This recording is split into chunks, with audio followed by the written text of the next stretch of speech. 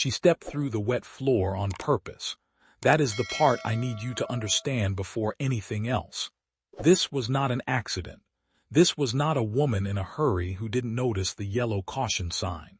This was a woman who looked straight at the sign, looked straight at the man holding the mop, and walked through anyway, clicking her heels across fresh tiles, leaving muddy prints behind her, and not once looking back. Her name was Sarah Colton, senior manager at one of the fastest-growing tech corporations in the country. 34 years old, a closet full of tailored blazers, a resume that could make a Harvard graduate nervous, and an absolute, unwavering belief that the world was divided into two kinds of people, those who mattered, and those who cleaned up after the ones who mattered. She had decided a long time ago which side she was on. The man with the mop, his name was Mark, and as far as Sarah was concerned, that was all he was, a name on a payroll she'd never once thought about. A uniform, a function. She had no idea. None of them did.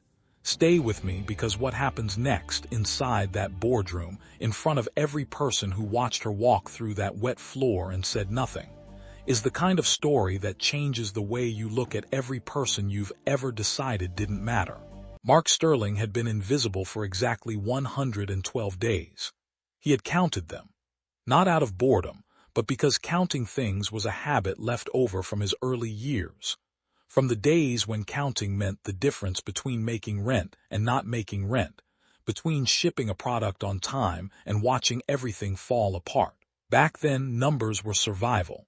Now, most days, they were just noise. But this number he had kept.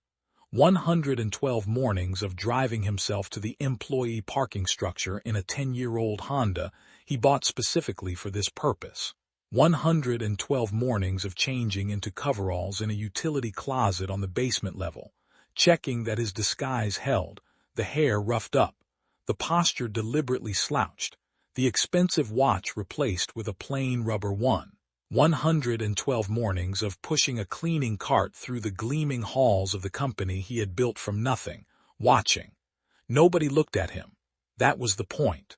He had learned very quickly that people who believe they are being observed perform. They smile at the right moments, use the right language, hold doors open with exaggerated warmth. But people who do not believe they are being observed, they show you who they actually are. The accounts team on floor 19 were good people. He had figured that out by day 3. They greeted him by name, his cover name Marcus, and on cold mornings, left a cup of coffee outside the break room with a post-it that said, "For the morning crew." He had almost broken cover the first time that happened. He had stood in the corridor holding that cup and felt something he had not felt in a long time about his own company. Floor 26 was different. Floor 26 was Sarah Colton's floor. He had noticed her on week 2. Not because she was difficult, plenty of executives were difficult, but because of the specific way she was difficult. There was an art to how she dismissed people. She did not shout. She did not make scenes. She simply looked through people, the way you look through a window at something more interesting beyond the glass. Her assistants moved quietly around her. Junior staff rerouted their paths to avoid crossing hers. The atmosphere on 26 changed when she arrived each morning, a subtle tightening like the air pressure dropping before a storm. He had documented it, just observations. No conclusions yet. Today was Monday. Mark arrived at 6:45, before the building filled. He had a section of lobby tile to mop, a maintenance schedule that he had actually requested, because the lobby was the most informative space in any building. The lobby was where people entered and shed whatever persona they had built for the drive-in. It was pure, unguarded human behavior in the first 3 minutes of the workday. He was finishing the far corner of the lobby floor, working around the base of the towering glass reception desk, when he heard the heels. Sharp, deliberate, the click of someone who has decided her stride is a statement. He glanced up from under the brim of his cap. Sarah Colton swept through the revolving doors in a gray blazer and dark trousers, phone already in one hand, a portfolio tucked under her other arm. She was speaking to someone on the phone in a tone that made the two receptionists behind the desk find sudden urgent work to do with their keyboards. Mark noticed the wet floor sign. The yellow plastic triangle was standing clearly between her and the elevator bank, the freshly mopped tile gleaming under the lobby lights. Sarah saw it too. He could tell from the slight lift of her chin. She walked straight through it. The click of her heels left 4 perfect, muddy imprints across the section he had just finished. She did not slow down. She did not glance back. She was still talking on the phone, and the conversation did not pause by so much as a syllable. Mark straightened slowly. This happened sometimes. He had stopped taking it personally weeks ago. People were late. People were distracted. People were not always aware of caution signs when their minds were elsewhere. He understood that. But then Sarah Colton stopped. Not because she felt any regret. She stopped because she had ended her call, and as she lowered her phone, she seemed to become aware, for the first time, that another human being was standing 6 feet away, watching her. Her gaze moved to him with the unhurried slowness of someone who already knows what they're going to think before they look. "You going to stand there staring?" she said. "Or are you going to do your job?" The lobby had gone very quiet. 3 junior analysts near the cafe counter had frozen over their coffee cups. Both receptionists had become extremely still. Mark kept his voice even. "Good morning. The floor's still wet, I just want to make sure no one slips." Sarah's expression did not change, it simply sharpened. "If I had slipped," she said, "that would be your problem, wouldn't it? That would mean you weren't doing your job correctly." He said nothing. Something about his silence seemed to irritate her more than any response could have. "Do you know what I do here?" she asked, and there was something fascinating about the question. The way it was not really a question at all, but a reminder, a reordering of the universe. "I manage a team of 31 people. I have a proposal going to the board today that could restructure half this company's operations division. I have been here since 6 this morning." She tilted her head just slightly. "What exactly have you been doing since 6 this morning?" The lobby was absolutely silent now. Mark looked at the muddy footprints on the tile he had just cleaned. Then he looked at Sarah. "Making sure the floors are clean," he said, "so nobody gets hurt." She stared at him for a long moment. Then she made a small sound, not a laugh exactly, but the verbal equivalent of swatting a fly, and turned toward the elevators. "You're lucky you have a job at all," she said over her shoulder. "People like you always are." The elevator doors closed. In the lobby, nobody moved for a full 3 seconds. Then the 2 junior analysts turned back to their coffee cups, and the receptionists returned to their screens. And Mark Sterling crouched down beside his bucket and began, quietly, to clean the floor again. He did not write down what he had seen. He had already decided what he was going to do. Sarah Colton had been preparing for today for 18 months. She knew this because she kept a list. Not a digital list. She did not trust digital lists. She did not trust anything that could be deleted or corrupted or accidentally synced to the wrong account. She kept a paper list, written in a small leather notebook she bought new at the start of every year. The current notebook was the 4th one.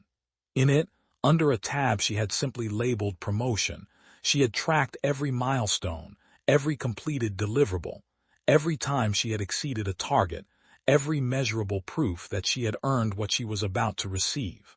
By her calculation, she had earned it 17 times over. The elevator ride from the lobby to floor 26 took 40 seconds. By the time the doors opened, the janitor was already forgotten, folded away into the category where Sarah kept things that didn't warrant her further attention. It was not cruelty, she would have told you. It was efficiency. You could not carry every irrelevant interaction with you through a workday and still function at the level she functioned at. She dropped her portfolio on her desk and pulled up her presentation. 304 slides, 8 months of data, a complete operational restructure proposal that she had built, in its current form, largely alone, not because nobody offered to help, but because Sarah had a deeply held belief that the best work was work you could defend entirely by yourself, without having to explain another person's choices. Her assistant, Devon, appeared in the doorway with a coffee and the expression of someone who had something to say, but was doing the mental math on whether to say it. "You heard about the board meeting?" Devon asked. "It's on my calendar," Sarah said without looking up. "Right, but they've added someone." Devon hesitated.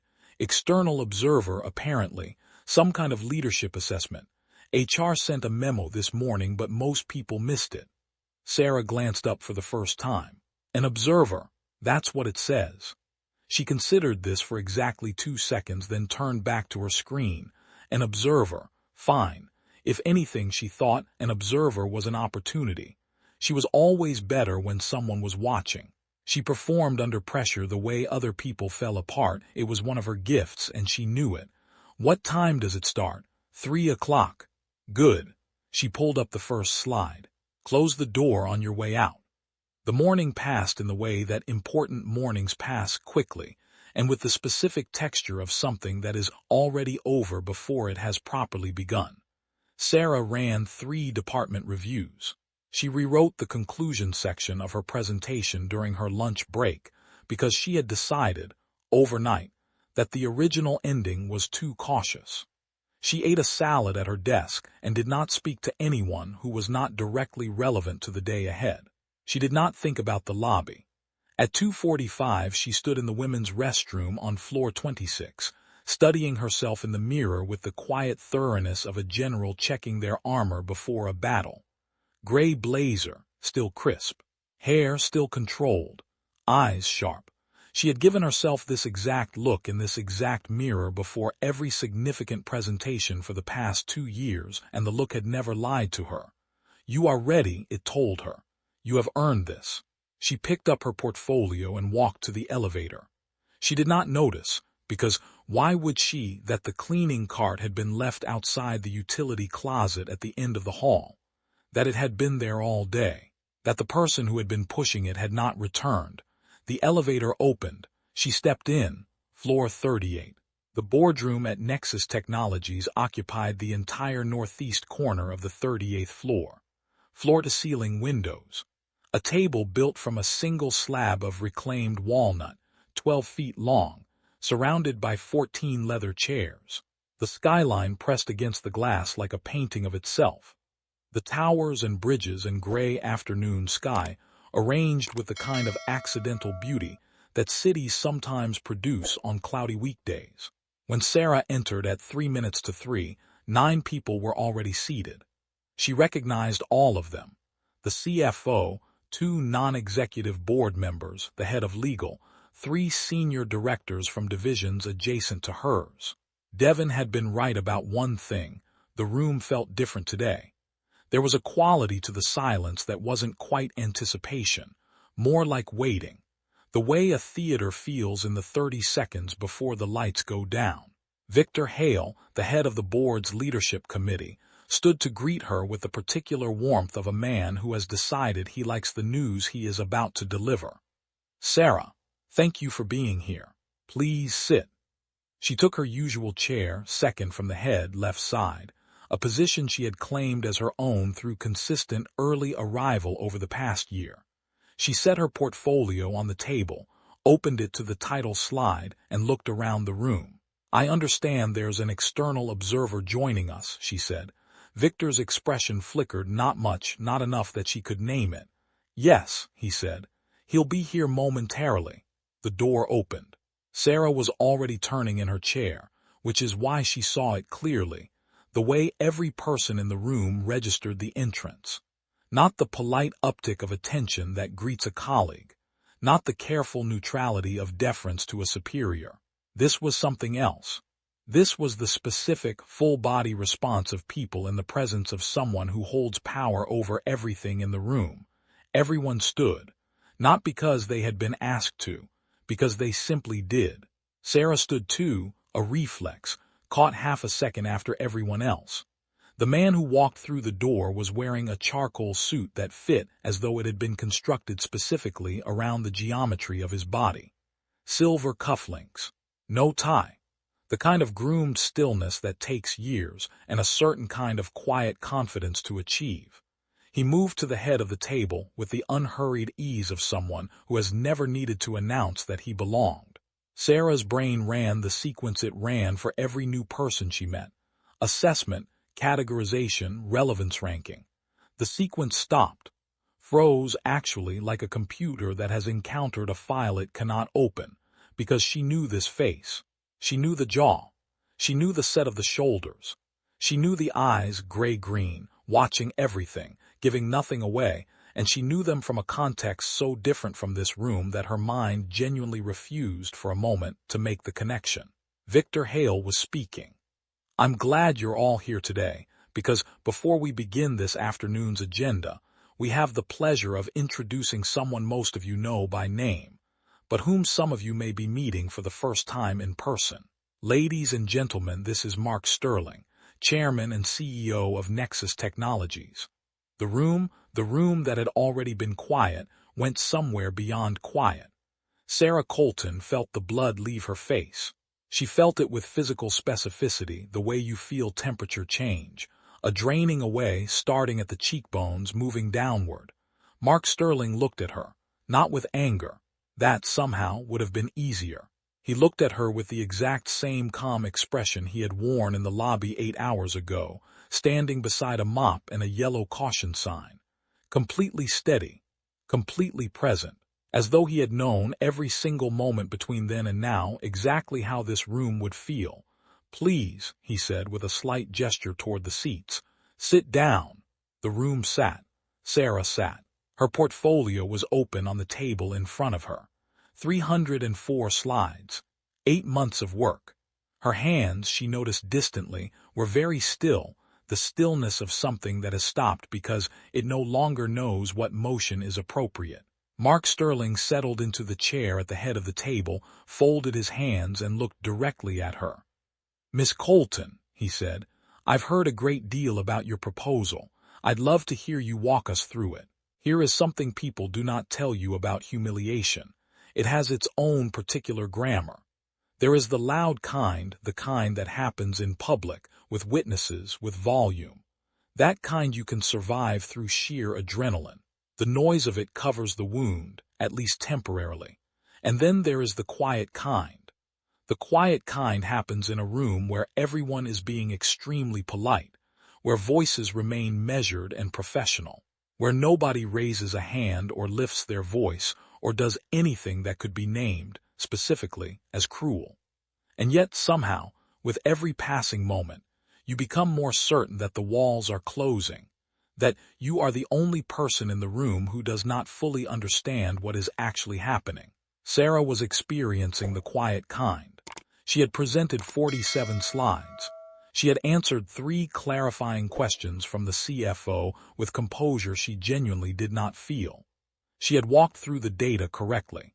She had not stumbled over her words. Her voice had not shaken. By any external measure, Sarah Colton was performing, but Mark Sterling had not looked away from her once. He asked his first question on slide 48. Your section on leadership values, he said. The room was very still. You list respect for human capital as your #1 cultural priority. Can you say more about that? Sarah's mouth opened, closed, opened again. Of course, she said. Her voice was even. She was proud of that. I believe the most important driver of team performance is making every team member feel seen and valued. People produce their best work when they feel that their contributions matter, regardless of their role or their level in the organization. The words sounded extraordinary, coming out of her mouth. They sounded exactly like something she believed. She had believed it when she wrote it. She believed it now, and yet, regardless of their role, Mark repeated, not as a challenge, just as a repetition. The way you repeat a word to give the speaker a moment to hear what they've said. Yes, Sarah said, including roles that don't require a college education. Of course. Including, say, maintenance staff, custodial teams. The room had achieved a stillness that no longer felt like waiting, it felt like watching. Yes, Sarah said. Her voice had changed, not broken, but changed, thinner, higher by half a pitch. Mark nodded slowly. He looked at the table. He seemed to be considering something with great care. Then he said, conversationally, almost gently, "This morning, in the lobby, a member of our custodial team was mopping the floor near the elevators. Caution sign was out. The floor was visibly wet." He paused. "Someone walked through it. And when that team member mentioned the hazard, they were told, and I'm going to quote directly here, because I want to make sure I have it right, that they were lucky they were even allowed to breathe the same air." The room went very far away. Sarah heard her own breathing.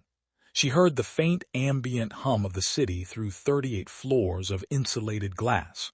She heard absolutely nothing from the 9 people seated around her, not a shift of weight, not a cleared throat, not the faint rustle of a sleeve against a leather armrest. "Nothing, she started. "The lobby has cameras," Mark said, still conversationally. "I wasn't relying on my memory." He let that land. Then he said, "I want you to understand something, Miss Colton. This evaluation, this entire process, was not primarily about your proposal. Your proposal is excellent. The data is strong, the logic is sound, and in another context I would have been very interested in discussing it further." He folded his hands on the table. "What I was evaluating was something your proposal claims you already have, and what I saw this morning told me, very clearly, that you don't." Sarah Colton had not cried in a professional setting since she was 26 years old and lost her first major client. She did not cry now, but her throat had closed in a way that made speaking feel like trying to push something through a wall. "I didn't know," she said. "I didn't know who you—" "No," Mark said. "You didn't." He let the silence hold the rest of the sentence. "That is precisely the point. There is a moment, in certain kinds of stories, where the person who has been powerful becomes, all at once, very small. It does not happen because of the thing that is said to them. It does not happen because of the room they are standing in, or the people watching, or the distance between what they thought was going to happen and what is actually happening. It happens because of the gap between who they believe themselves to be and who the evidence has just confirmed they are." For Sarah Colton, that moment arrived when Victor Hale spoke. "Sarah." His voice was not unkind. It was, in fact, very carefully not unkind. The voice of a man carrying something unpleasant with both hands, walking slowly. "Given what Mark has shared, and given the board's discussion over the past few days, we've made a decision about the VP position." He paused. "We won't be moving forward with your candidacy." She heard it. She processed it.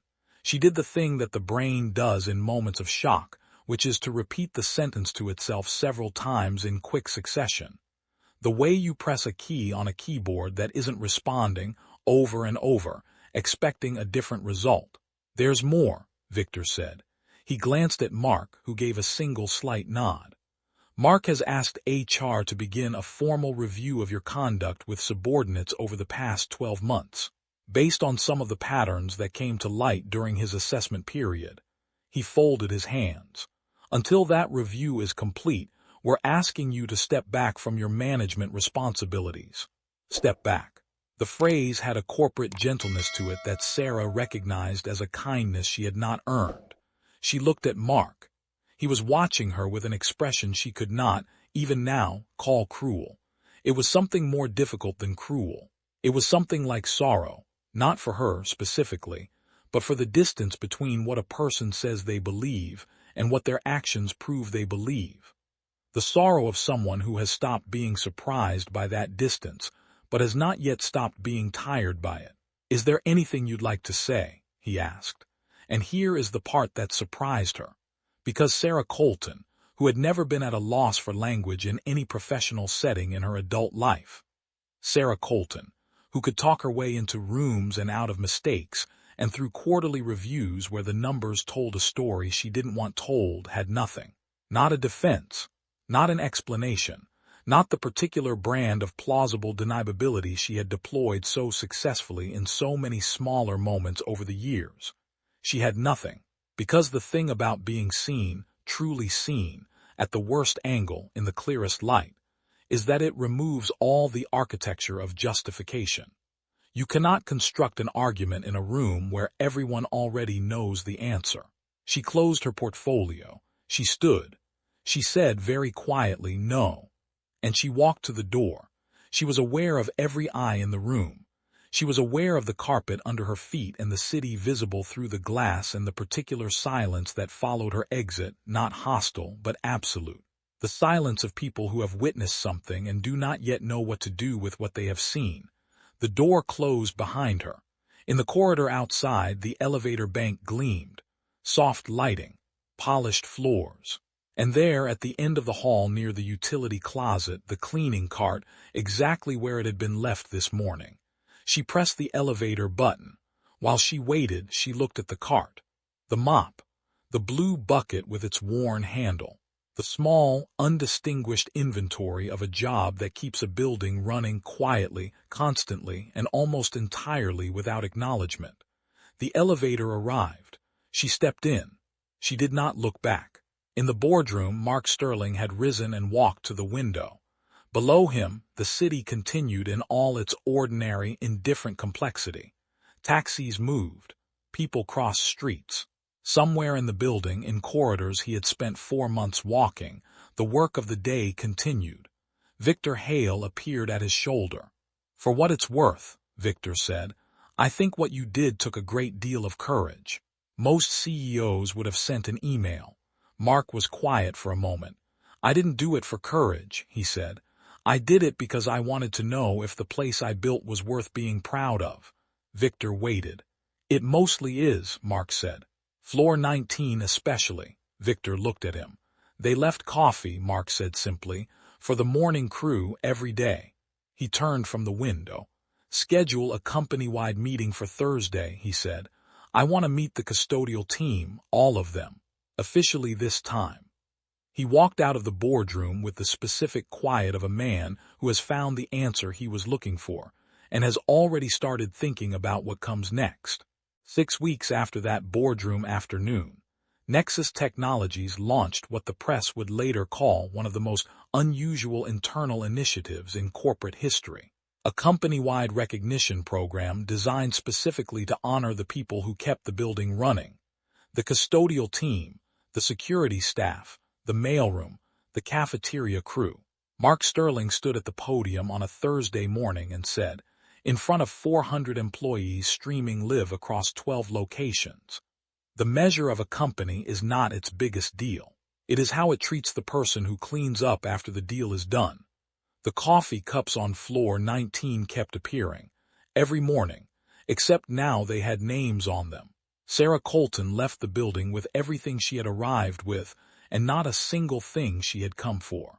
The story of what happened in that boardroom did not stay quiet. Stories like that never do. But that is a different chapter. The important chapter is this one. The one where a man nobody looked at turned out to be the most important person in the room. And that's a wrap on today's story. If this one got under your skin, if you felt that lobby scene, if you held your breath in that boardroom, then you already know this channel is your kind of place. We tell the stories about the moments that matter, the reveals that change everything, and the quiet people who turn out to be the ones holding the whole world up. Hit that subscribe button so you never miss what comes next, and I will see you in the next one. Take care of yourselves and take care of each other.